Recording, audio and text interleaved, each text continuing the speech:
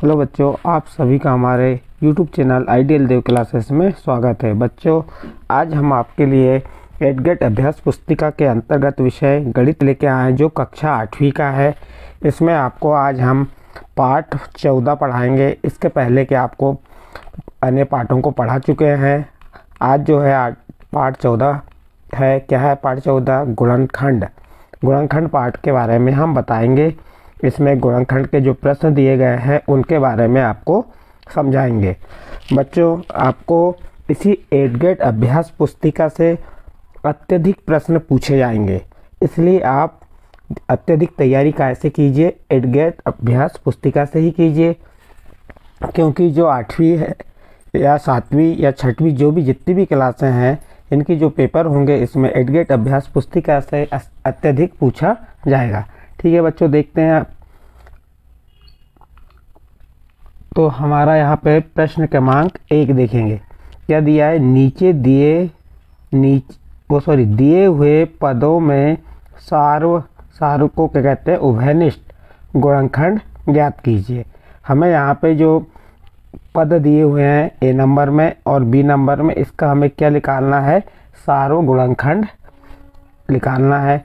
सार्व गुणनखंड कैसे निकालते हैं हमने यहाँ पे लिख के बता दिए, लेकिन फिर भी आपको हम इसको समझा दे रहे हैं कि सार्व गुणनखंड कैसे निकालते हैं। देखिए, सबसे पहले हम ए नंबर को ले लेते हैं।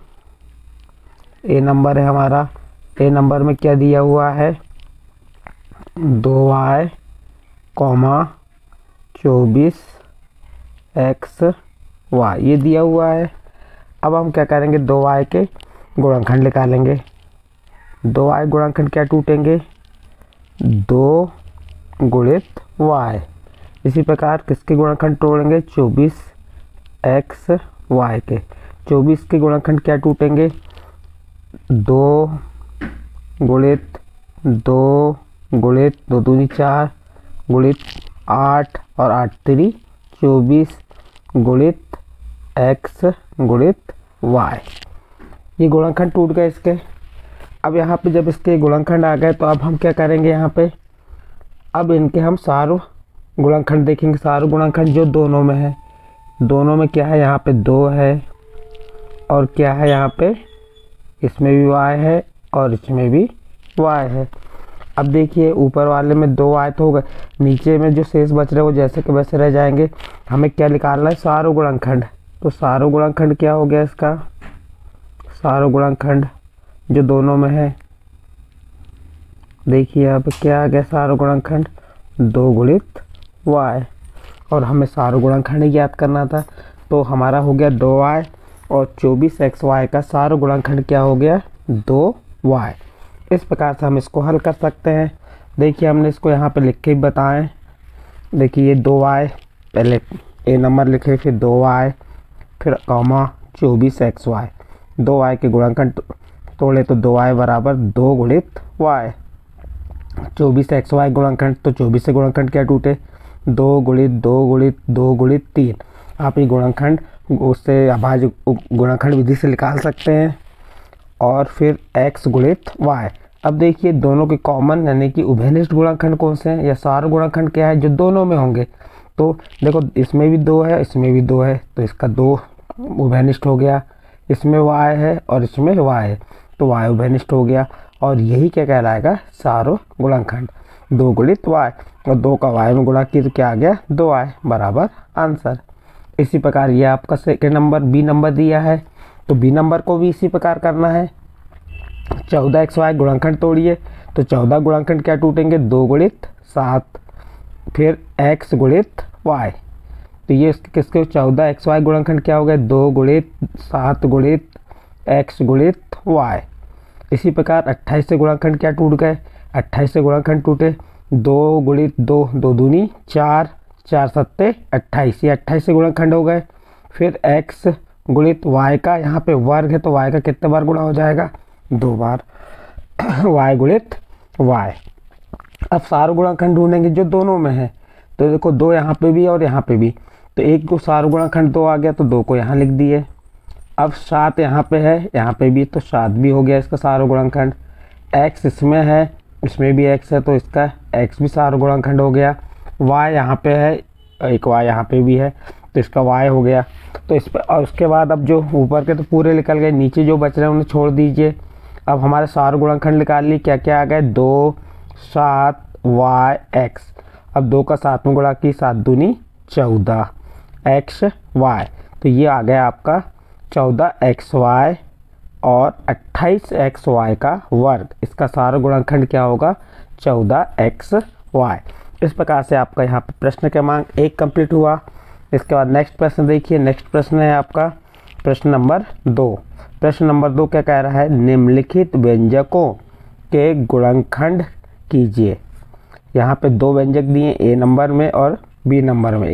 ए नंबर में दिया है 5x धन 20 और बी नंबर में दिया है 6ab ऋण 9ac। इनके क्या करना है, इन व्यंजकों के गुणनखंड कीजिए कहा है, तो हम के गुणनखंड करेंगे। तो एक एक प्रश्नों को हम हल करेंगे। यहाँ पे 2 प्रश्न दिए ए और बी, तो सबसे पहले हम किसको हल करेंगे, ए को। देखिए ए बराबर क्या लिख देंगे, प्रश्न को लिख दिए 5x धन 20। 5x के गुणनखंड क्या टूटे, 5 गुणित x धन, अब 20 के गुणनखंड क्या टूटेंगे, 2 गुणित 2, 2 दूनी 4, 4 पंचे 20। तो किसके गुणनखंड टूट गया, अभाज्य गुणनखंड 20 के हो गए ये। अब क्या करेंगे यहाँ पे, अब देखिए इसमें दोनों में सारा गुणनखंड क्या है, यहाँ पे 5 है और इसमें 5 है, तो इससे 5 को हम क्या ले लेंगे, उभयनिष्ठ ले लेंगे। तो ये 5 उभयनिष्ठ निकला। अब देखो यहाँ क्या बचा, x, फिर ये धन का चिन्ह, 2 गुणित 2। फिर अगले स्टेप में क्या लिखेंगे हम, ये 5 जैसा का वैसा, कोष्टक शुरू, ये x धन और 2 का 2 में गुणा की, कितना आ गया, 4 आ गया। तो क्या आया, 5 कोष्टक में x धन 4। तो इस प्रकार हमने क्या कर लिए, 5x धन 20, 5x धन 20 के क्या निकाल लिए हमने, गुणनखंड निकाल लिए। तो इस प्रकार से ए का आंसर क्या आ गया, 5 कोष्टक में x धन 4। इसके बाद अगला प्रश्न है आपका बी नंबर। बी नंबर देखिए क्या है, बी नंबर 6ab ऋण 9ac। तो सबसे पहले किसके, 6 के गुणनखंड तोड़ लीजिए। 6 के गुणनखंड क्या टूटेंगे, अभाज्य गुणनखंड 2 गुणित 3। फिर ए बी बचा तो a गुणित b लिख दिए, फिर ऋण का चिन्ह आ गया। और 9 के अभाज्य गुणनखंड क्या होंगे, 3 गुणित 3। फिर गुणित a और c है तो a गुणित c। अब देखिए इनमें से कॉमन, इसमें से कॉमन यानी उभयनिष्ठ गुणनखंड कौन सा है जो दोनों में हो, क्या है दोनों में, देखते हैं हम। 3 है, यहाँ पे 3 है और ए बी है, यहाँ पे 3, 1 3 आ जाएगा और ये ए आ जाएगा। तो ये 3 क्या हो जाएगा, कॉमन हो गया, उभयनिष्ठ हो गया। तो अंदर क्या बचेगा, ये 2b, क्या बचा 2b ऋण 3c, क्या बच गया 3c। अब 3 का ए में गुणा किए 3 है, 2 का बी में गुणा किए 2b और उसके बाद ऋण 3 का सी में गुणा किए 3c। तो इस प्रकार 6ab ऋण 9ac के गुणनखंड क्या आ गए, 3 गुणित कोष्टक में 2b ऋण 3c और लास्ट में हमने आंसर लिख दिए। तो इस प्रकार आपके जो प्रश्न 2 के प्रश्न ए और बी थे उनके हमने गुणनखंड तोड़ के यहाँ आपको बताए। ठीक है बच्चों, हमें संभावना है शायद कि आपको हमारे द्वारा समझाए गए प्रश्न समझ आ रहे हों।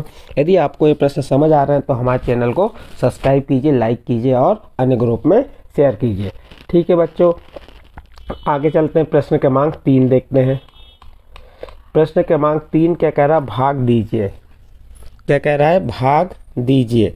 इसको कोष्टक में विभाजन कीजिए भी कहते हैं, भाग को क्या कहते हैं, विभाजन भी कहते हैं। इसके भी 2 प्रश्न दिए हैं। एक प्रश्न दिया है 18 a की घात 6 b की घात 7 भागित 3 a का वर्ग गुणित b की घात 4। और इसी प्रकार बी नंबर में क्या दिया है, 3x का वर्ग गुणित y धन 9x भागित 3x। ये आपके दिए हुए हैं, ए नंबर का प्रश्न दिया और बी नंबर का। इनका क्या करना है, भाग दीजिए ना, हमें भाग देना है, विभाजन करना है। तो हम सबसे पहले ए नंबर के प्रश्न को ले लेते हैं। ए नंबर का प्रश्न क्या है, देख लीजिए क्या है, 18 a की घात 6 गुणित b की घात 7 भागित 3 a का वर्ग b की घात 4। अब इसको हमने भाग में लिख दी, बटे में 18 a की घात 6 गुणित b की घात 7 भागित 3 a का वर्ग गुणित b की घात 4। सबके बीच में काय का चिन्ह है? गुणा का चिन्ह है। अब सबसे पहले हम 18 गुणनखंड तोड़ लेते हैं। 18 गुणनखंड क्या टूटेंगे? 2 गुणित 3 गुणित 3। कैसे अभाज्य गुणनखंड तोड़ सकते हैं? आपको कैसे तोड़ते हैं देखिए अभाज्य गुणनखंड, आपको बनना भी चाहिए अभाज्य गुणनखंड। तो ये गुणनखंड विधि से तोड़ सकते हैं आप। जैसे 18 के तोड़े हमने, 18 2 का जाएगा, क्या आएगा? 2 नम 18। अब 2 का नहीं 3 का जाएगा, तीतर का 9, 3 एकम 3। तो ये इसके अभाज्य गुणनखंड क्या टूट गए? 2 गुणित 3 गुणित 3 ये टूट गए। तो यही लिखे देखिए 2 गुणित, ये लिखे हमने 2 गुणित 3 लिखे। फिर a की घात कितनी है? 6। तो a को कितने बार लिख देंगे? 6 बार। तो कैसे लिखेंगे देखो, a गुणित a गुणित a गुणित a गुणित a गुणित a, कितने बार लिख दी इसको? a को 6 बार गुणा में लिख दिए। फिर b की घात कितनी? 7। तो b को भी 7 बार लिखेंगे, b गुणित b गुणित b गुणित b गुणित b गुणित b गुणित b। तो इस प्रकार से b को भी 7 बार लिख दिए हमने गुणा में। अब 3 का गुणनखंड अभाज्य गुणनखंड 3 ही होगा। a की घात 2 है तो a को कितने बार लिख दिए? 2 बार, a गुणित a। फिर b की घात 4 है तो b को कितने बार लिख देंगे? 4 बार, b गुणित b गुणित b गुणित b। ये लिख दिए हमने। अब जो जिससे क्रॉस होता देखिए यहाँ पे 3, एक 3 से ऊपर का एक 3 क्रॉस हुआ, 2a से ऊपर के 2a क्रॉस हो गए। अब यहाँ पे कितने b है? 4b से ऊपर के 4b क्रॉस हो गए। अब कितने? तो यहाँ बचा 2 गुणित 3, 2 का 3 में गुणा की 6। और a कितने बच रहे हैं? 1 2 3 4। तो 4a है तो a की घात क्या लिख दी हमने? 4। फिर b कितने बच रहे हैं? 1 2 3, b की घात 3। और नीचे कोई संख्या बची क्या? नहीं, ना कोई चर बचा ना कोई अचर। तो हमारा आंसर क्या आ जाएगा? 6 a की घात 4 b की घात 3। इसके बाद b नंबर देखिए, b नंबर को इसी प्रकार करना है आपको। क्या दिया? 3 गुणित x का वर्ग गुणित y धन 9 गुणित x भागित 3x। तब क्या करेंगे हम? सबसे पहले जो 3x वर्ग y धन 9x के भागित में क्या लिख देंगे? 3x। इसको काय में लिख दी? बटे में लिख दिए। अब हम किसके गुणनखंड तोड़ देंगे? 3x वर्ग y के। तो 3 गुणित x का वर्ग है तो इसको कितने बार लिख दिए? 2 बार, x गुणित y धन 9 को 3 गुणित x। और नीचे गुणनखंड क्या टूटे? 3 गुणित x।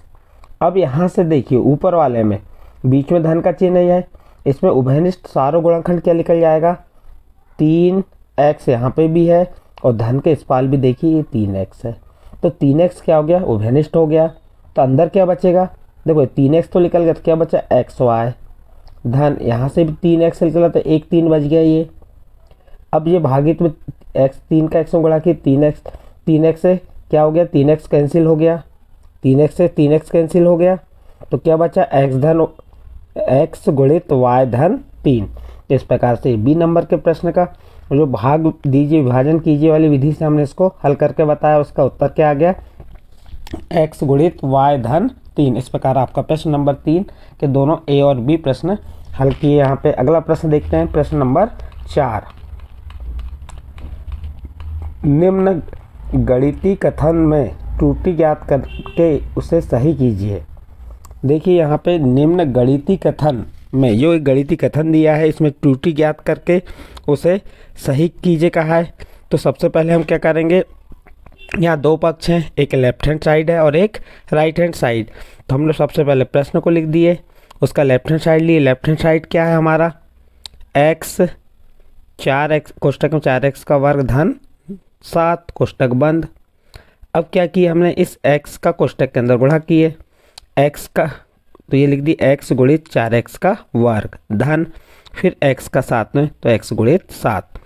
अब देखो यहाँ पे कोई संख्या नहीं, 1 है तो 4 का 1 में गुणा की 4। और इस x की घात कितनी? 1 है और इस x की घात कितनी है? 2। घातांक के नियम के अनुसार यदि घातें आधार समान है और घातें असमान है तो घातें क्या हो जाती हैं? जोड़ती हैं गुणा में। तो x गुणित x का वर्ग है तो यहाँ पे 1 है और 2 तो x की घात कितनी हो जाएगी? 3। फिर धन का चिन्ह और 7 का x में गुणा की 7x।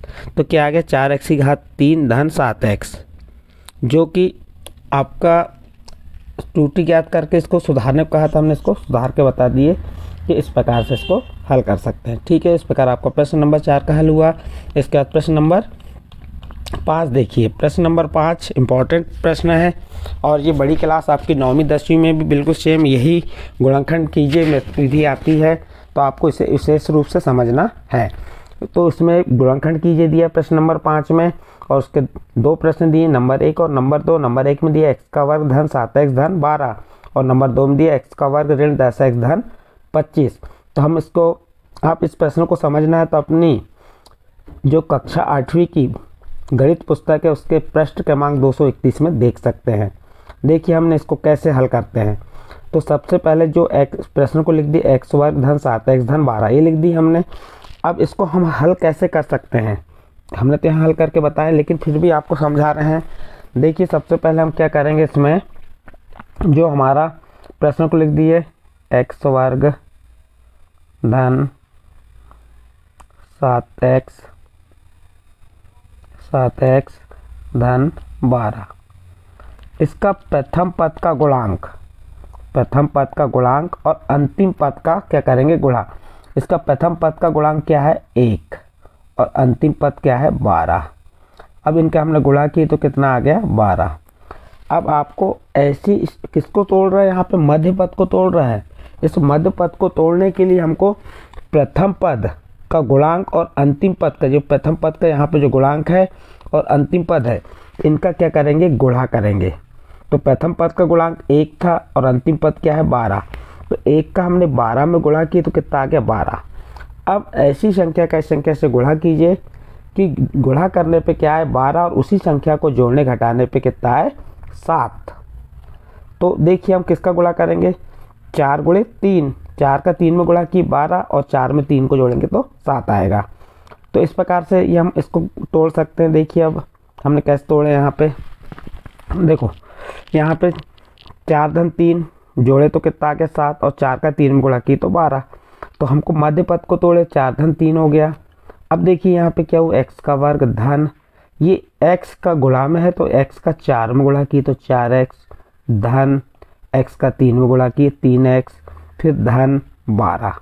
ये जैसा का वैसा लिख दी 12। ओनली किसको हल कर रहे हैं, मध्य पद को।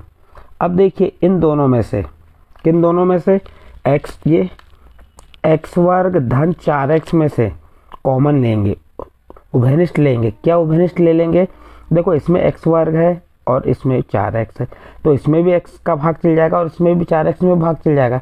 तो x उभयनिष्ठ ले लिए, x क्या लिए, उभयनिष्ठ। अब x का x वर्ग में भाग दी तो क्या है x, फिर धन x का भाग 4x में दी तो क्या आ गया 4। तो क्या हो गया, x उभयनिष्ठ हुआ और कोष्टक क्या आ गया x धन 4, फिर धन का चिन्ह। अब इन दोनों में से 3x धन 12 में से क्या उभयनिष्ठ निकलेगा, इस संख्या उभयनिष्ठ निकलेगी जो 3x में भाग जाए और 12 में भी। तो 3 उभयनिष्ठ निकलेगा, 3 का भाग 3x में भी चल जाएगा और 12 में। देखो 3 का भाग 3x में दी तो क्या आ गया x, फिर 3 का भाग 12 में दी कितने बार गया 4 बार, तो क्या आ गया 3 कोष्टक में x धन 4। अब यहाँ पे सारो गुणनखंड, ये देखो क्या है x धन 4 और यहाँ पे भी x धन, तो अब x धन 4 कॉमन निकल जाएगा तो अगले क्वेश्चन क्या बच जाएगा x धन 3। ये x धन 4 और x धन 4 कॉमन हो गया तो ये x धन 4 लिखे। अब बचा क्या x धन 3, तो इस कोष्टक में हमने x धन 3 लिख दिए। इस प्रकार हमने x वर्ग धन 7x धन 12 का क्या निकाले, गुणनखंड निकाले। इसी प्रकार आपका इसका दूसरे नंबर का प्रश्न देखो, ये x वर्ग ऋण 10x धन 25 किसको तोड़ेंगे, मध्य पद को। तो हम ऐसी संख्या का प्रथम पद का अंतिम पद में गुणा कर लो, 1 का 25 में गुणा की 25 आया, गुणा करने पे 25 आया, जोड़ने घटाने पे क्या है 10, तो 5m 25 और 5 में 5 जोड़े तो क्या हो गया 10, यानी इसके क्या टूटेंगे गुणनखंड 10 के 5 धन 5। ये लिख दी हमने 10 के गुणनखंड 5 धन 5, कोष्टक के बाहर x वर्ग, ऋण का 5 में गुणा की तो ऋण 5 और x का गुणा की तो ऋण 5x हुआ। इसी प्रकार ऋण का धन में गुणा किए ऋण और इस x का 5 में गुणा की तो ऋण 5x धन 25। अब इन दोनों में से x वर्ग ऋण 5x में से x कॉमन ले लिए तो अगले कोष्टक के अंदर क्या बचेगा x ऋण 5। इससे ऋण 5 कॉमन, यहाँ ऋण चिन्ह आ रहा है इसलिए ऋण कॉमन होगा और 5 भी। अब 5 का भाग 5x में दी तो क्या बचा x, और ये ऋण कॉमन हुआ तो ये धन कायम बदल जाएगा ऋण में, तो यहाँ पे धन की जगह क्या आ गया ऋण, और 5 का भाग 25 दिए तो 5m 25। ये इस प्रकार ऋण 5 कोष्टक में x ऋण 5 आ गया। देखो ऋण के इस पाल भी x ऋण 5 है और इस पाल भी x ऋण 5 को हम क्या ले लेंगे, उभयनिष्ठ। तो अगले क्वेश्चन क्या बच जाएगा, x ऋण 5। इस प्रकार से आपका x वर्ग ऋण 10x धन 25 का क्या निकल गया, ये गुणनखंड निकल गए। अब देखिए इस प्रकार आपका प्रश्न नंबर 5 यहाँ पर समाप्त हुआ। नेक्स्ट प्रश्न है प्रश्न नंबर 6 और ये भी प्रश्न इंपॉर्टेंट है पेपर के दृष्टिकोण से, कंपटीशन एग्जाम की दृष्टिकोण से, या आप कोई भी क्लास में अभी 6, 7, 8, 9, 10, 11, 12 सभी स्थान पर ये वाले फार्मूला का यूज़ होता है। क्या है फार्मूला, ए वर्ग ऋण बी वर्ग बराबर एक कोष्टक में ए धन बी, दूसरे कोष्टक में ए ऋण बी। ये फार्मूला आपको याद हो जाना चाहिए। क्या है, ए वर्ग ऋण बी वर्ग बराबर ए धन बी, एक कोष्टक में दूसरे कोष्टक में ए ऋण बी। अब उसी फार्मूले का यूज़ करते हुए हम प्रश्न क्रमांक 6 को हल करेंगे। प्रश्न क्रमांक 6 क्या है, 16x का वर्ग ऋण 49 के गुणनखंड कीजिए। हमने प्रश्न को लिख दिए 16x का वर्ग ऋण 49। अब 16 किसका वर्ग होता है, 4 का वर्ग। 4 का वर्ग कितना होता है, 16, तो यहाँ लिख दी 4 का वर्ग, x का वर्ग ऋण 49 किसका वर्ग होता है, 7 का, तो 7 का वर्ग लिख दिए। अब ये वर्ग अलग अलग थे तो हम कोष्टक लगा के दोनों कोष्टक लगाए, 4x पूरे का वर्ग कर दिए ऋण, इसमें भी 7 का वर्ग। अब देखिए यहाँ पे ये a का मान a का वर्ग ऋण b का मान a का मान 4x हो गया, b का मान कितना हो गया 7। तो हम क्या करेंगे, इसी संख्या को एक बार धन में लिख देंगे कोष्टक में और इसी संख्या को एक बार ऋण में। देखो कैसे लिखे, 4x धन 7 एक कोष्टक में और दूसरे कोष्टक में 4x ऋण 7। इस प्रकार से क्या आ गया, इसका आंसर आ गया। और सूत्र कौन सा उपयोग हुआ वो लिखे आपको हमने बताया। आप चाहे तो आप अपनी एडगेट अभ्यास पुस्तिका में से नोट कर सकते हैं। नेक्स्ट प्रश्न है प्रश्न क्रमांक 7, गुणनखंड कीजिए। प्रश्न क्रमांक 7 क्या कह रहा है, गुणनखंड कीजिए। इसको भी गुणनखंड करना है। क्या है, x का वर्ग धन y धन और x का वर्ग धन y गुणित z धन x गुणित y धन x गुणित z। इस प्रश्न की समझ के लिए आप गणित कक्षा 8वीं पृष्ठ क्रमांक 231 को देख सकते हैं। हमने सबसे पहले प्रश्न को जैसा का वैसा लिख दिए। प्रश्न क्या हो गया, x वर्ग धन yz धन xy धन xz। पहले x वाले क्रम से क्रमणीयता के आधार पर जमा देते हैं। x वाली x वर्ग धन xy को पहले लिख दिए, फिर yz, फिर क्या ले दिए xz। यहाँ से इन दोनों से x कॉमन लिए तो यहाँ क्या बचा x धन y धन इन दोनों में z है, z कॉमन हुआ तो यहाँ क्या बचा y धन x। अब ये y धन x लिखो या x धन y, एक क्रम में नियम जो है उसके आधार पर उसमें कोई प्रभाव नहीं पड़ेगा। या तो इसको हम सही करके लिख देते हैं, x एक कोष्टक में x धन y धन z, ये y धन x को हमने x धन y लिख दी, कोई अंतर नहीं होगा। अब क्या होगा, ये x धन y कॉमन हो गया तो अगले क्वेश्चन क्या बच गया, x धन z। इस प्रकार से ये x वर्ग धन yz धन xy धन yz का क्या निकल गया, गुणनखंड निकल गया। तो इस प्रकार आप आंसर करके लिख सकते हैं। नेक्स्ट प्रश्न देखते हैं प्रश्न नंबर 8। प्रश्न नंबर 8 क्या कह रहा है, गुणनखंड कीजिए। ये भी बिल्कुल कठिन नहीं है। देखिए यहाँ से जो कॉमन निकलता है वो कॉमन निकाल लिए हमने। इसके पहले कॉमन लेना, गुणनखंड तोड़ना, भाज्य गुणनखंड तोड़ना आपको बता दिए हैं। देखो 8 का भाग 8 में चल जाएगा, 24 में, 32 में भी, x का भाग x घन में जाएगा, x वर्ग में भी और x में भी। और न्यूनतम सबसे कम घात क्या है, x की घात 1, तो x कॉमन हो गया। अब y क्यों नहीं हो रहा है, क्योंकि यहाँ पे y नहीं है, तो हमने 8x कॉमन लिए। तो यहाँ क्या बचेगा, अब x वर्ग क्यों बचा, 8x का भाग 8x की घात 3 में दी तो कितने बार गया, x वर्ग बार। फिर धन का चिन्ह, 8 का भाग 24 में दिए 3 बार, x का भाग x वर्ग में दी तो क्या आ गया, x और y जैसा का वैसा ऋण। 8 का भाग 32 में, 8 चौके 32, 4 और x का भाग x में दी तो क्या आ गया 1, बचा क्या यहाँ पे y का वर्ग। इस प्रकार से इसके हम गुणनखंड तोड़ सकते हैं, इसके आगे इसके गुणनखंड नहीं टूटेंगे। चलो आगे बढ़ते हैं। नेक्स्ट अगला प्रश्न है आपका प्रश्न नंबर 9। प्रश्न नंबर 9 कह रहा है गुणनखंड ज्ञात कीजिए। किसके गुणनखंड ज्ञात करना है, 25 ऋण ए वर्ग ऋण बी वर्ग ऋण 2ab। इसके क्या करना है, हमें गुणनखंड ज्ञात करना है। तो आप कैसे गुणनखंड करेंगे, आप देखिए यहाँ पे कि हाँ, इस प्रश्न को आपको देखना है तो आप इस प्रश्न को और समझना है। इस प्रश्न की समझ के लिए आप गणित कक्षा 8 के पृष्ठ क्रमांक 230 और 231 में देख सकते हैं और अन्य इसी प्रकार के प्रश्न दिए हुए हैं। इस प्रश्न को हल करने के लिए सबसे पहले हमको 2 सूत्र अनिवार्य रूप से बनना चाहिए। एक सूत्र होता है a धन b पूरे का वर्ग, a धन b पूरे का वर्ग बराबर होता है a का वर्ग धन b का वर्ग धन 2ab। और दूसरा सूत्र ये भी बनना चाहिए कि ए वर्ग ऋण बी वर्ग बराबर क्या होता है, एक कोष्टक में ए धन बी, दूसरे कोष्टक में ए ऋण बी। ये दो सूत्र आपको अनिवार्य रूप से याद कर लीजिए। आपको इस एडग्रेड के किसी भी सवाल को बने या ना बने, लेकिन ये सूत्र आपको अनिवार्य रूप से बनना चाहिए।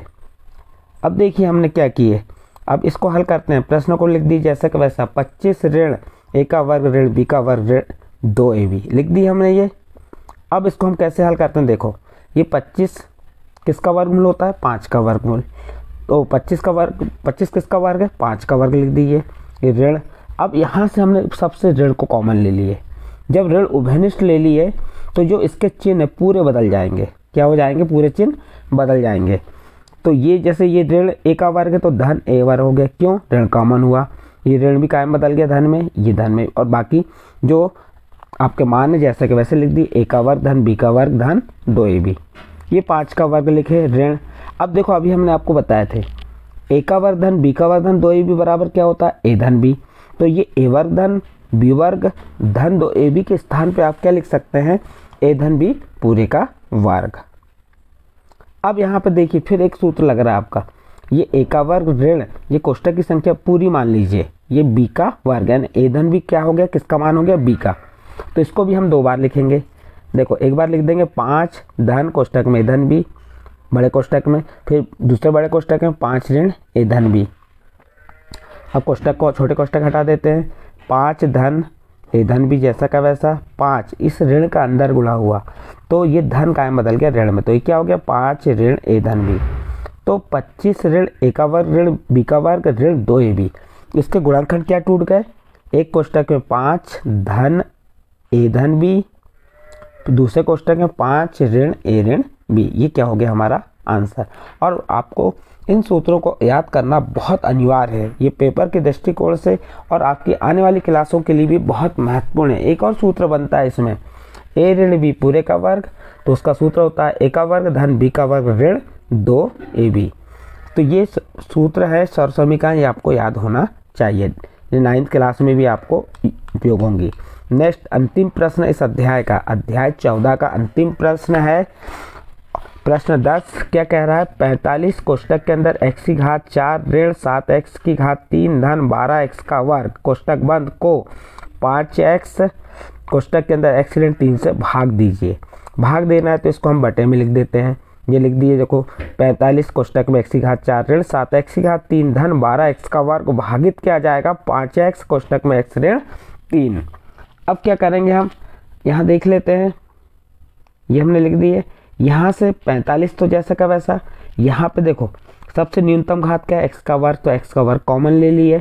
तो यहाँ x की घात 4 में से x वर्ग बाहर हुआ तो क्या बचा x का वर्ग, ऋण x की घात 3 में से x वर्ग कॉमन हुआ तो क्या बचा ऋण 7x धन 12, क्योंकि x वर्ग इसका कॉमन हो गया तो क्या हो गया x वर्ग ऋण 7x धन 12 भागित 5x कोष्टक में x ऋण 3 जैसा का वैसा लिख दी हमने।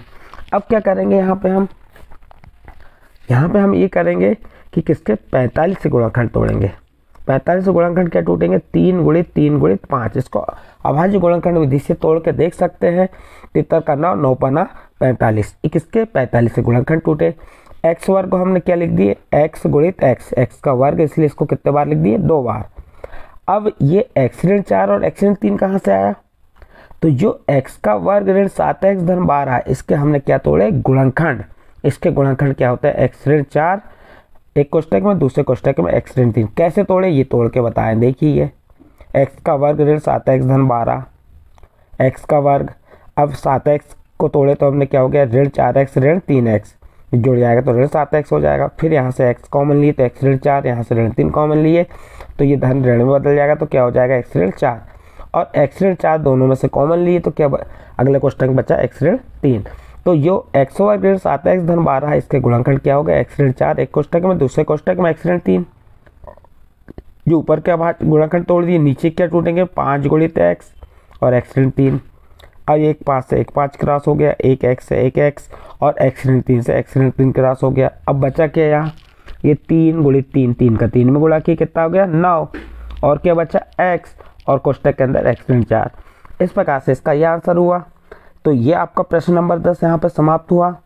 और यदि बच्चों आपको हमारे द्वारा जो प्रश्न समझाए गए यदि समझ आ रहे हैं आपको, तो आप हमारे चैनल को सब्सक्राइब कीजिए, लाइक कीजिए और अन्य ग्रुप में शेयर कीजिए। ठीक है।